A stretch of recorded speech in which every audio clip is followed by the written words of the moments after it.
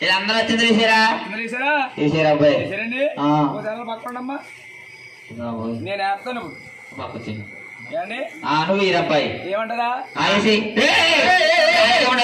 చేస్తావే ఏడు గిరగిర తిప్పేస్తావు పెరుగుడికి చేయకూడదు అలాగేముండా అలా కాదండి 5 వచ్చారు పేరంటాలో ఏమన్నా ఎక్కడ తీసారా తీరేదురా బాబు అందుకంటే కృష్ణాలరామ కృష్ణాలరామ కాదు కృష్ణరామ ఏమండి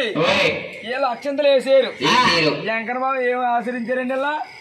ఏమని ఆశీర్వదించారంటే వెంకటబాబులతో సంతోషంగా ఉండాలని దీవించిందంట మా అక్క బాబుకి ఓ పిల్ల కాని ఓ పీసు పడతాయా పిల్ల పాపలు కలకూడదని ఊహించాను నేను అయ్యి బాబా దిటే బాబా వీళ్ళందరినేమో చక్కగా పిల్ల పాపలు సంతోషంగా కలగాలని దీవింతే నువ్వు సంతానం కలగకూడదని దీవింతావు అర్థంతరం ఉండగానా శంకరబాబు సంతానం ఉంటే మళ్ళీ నరులు చూస్తారండి చూడరు బాబు మన సంతానం శంకరబాబుకి నిజమేనమ్మా ఆనాడు భగవంతుడిని పెళ్లి కొడుకుని చేసేటప్పుడు ఒక పెద్ద మనిషి అన్నారట భగవంతుడికి సంతానం కలగకూడదని దీవించారటండి ఆ భగవంతుడికి కానీ సంతానం కలిగిందంటే ఆ కలియుగంలో మానవుల మాట మరిసిపోతావు స్వామి కలియుగంలో మానవులందరికీ నువ్వే అడ్డాల్లో పుడతా ఉండు స్వామి అని భగవంతుని దీవించారు